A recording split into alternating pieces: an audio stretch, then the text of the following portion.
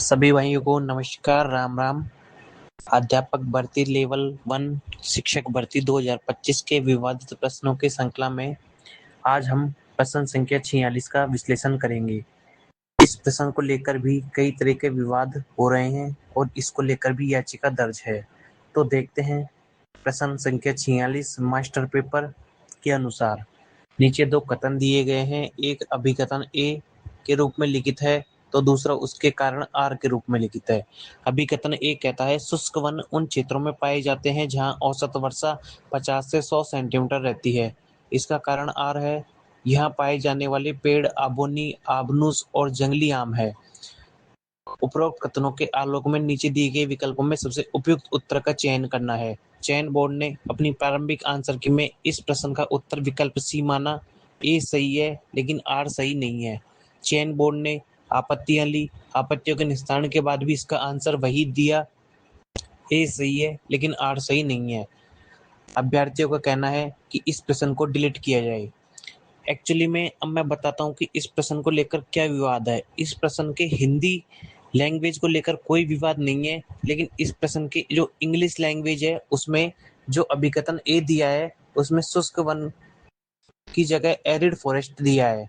और arid forest जो कांटेदार थ्रॉन फॉरेस्ट होते हैं उनमें आते हैं याचिकाकर्ताओं के अनुसार।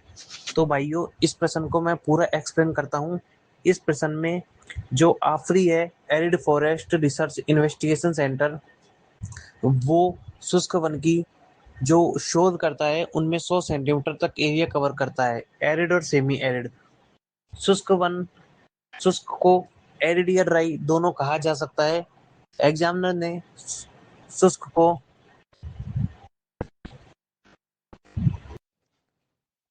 बोर्ड द्वारा इस प्रश्न को इसलिए डिलीट नहीं किया गया क्योंकि एरिड फॉरेस्ट की व्यापक परिभाषा में ये एक अप्लाइड क्वेश्चन था। ये कोई ज्योग्राफिक सैद्धांतिक क्वेश्चन नहीं था, जैसा कि बोर्ड के अध्यक्ष आलोक राज जी ने पहले ही बता दिया था कि इस बार अध्यापक भर्ती में अप्लाइड क्वेश्चन ज्यादा आएंगे, तो विद्यार्थी इस अप्लाइड प्रश्न को समझने में थोड़ी कंफ्यूज कर गए, इसलिए डिलीट नहीं किया। क्योंकि अकादमिक और व्यवहारिक वानिकी में एरिड केवल 0 से 50 थ्रोन फॉरेस्ट तक ही सीमित नहीं है। जोधपुर स्थित शुष्क वन अनुसंधान संस्थान आफरी जो 1988 में स्थापित हुई थी, वह स्वयं शुष्क और अर्धशुष्क दोनों क्षेत्रों जो 50 से 100 सेंटीमीटर तक वर्षा प्राप्त करते की वनस्पतियों पर शोध करता है।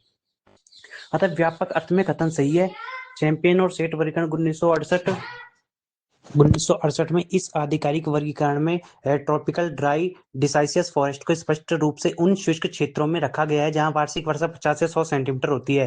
पेपर सेटर ने ड्राई के पर्यायवाची के रूप में एरिड शब्द का प्रयोग किया है, जो सामान्य अनुवाद की श्रेणी में मान्य पर्याप्त विकल्प चयन के नियम से भी यह विकल्प सही है। अब हम आगे देखते हैं कि एक्सपर्ट द्वारा जो निर्धारित किए गए उत्तर होते हैं उनमें उन्होंने इस प्रश्न को अप्लाइड तरीके से माना है और यह प्रश्न डिलीट नहीं होगा। एक भी परसेंट यह प्रश्न डिलीट नहीं होगा क्योंकि यह यूजीसी नेट में भी पूछा जा चुका है। और भारत के वन पारिस्थितिक तंत्र पर लिखी गई एक बुक है जो मैं आपको बता देता हूँ, उसका नाम बायोडाइवर्सिटी ऑफ इंडियन सब कॉन्टिनेंट के अनुसार एरिड फॉरेस्ट का विस्तार उन शुष्क क्षेत्रों में माना गया है जहां वार्षिक वर्षा 100 सेंटीमीटर से कम होती है। इसके अलावा एनसीईआरटी में 50 से 70 सेंटीमीटर तक एरिड फॉरेस्ट को परिभाषित किया गया है।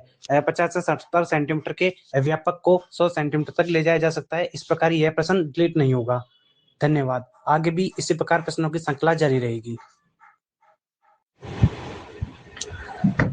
सभी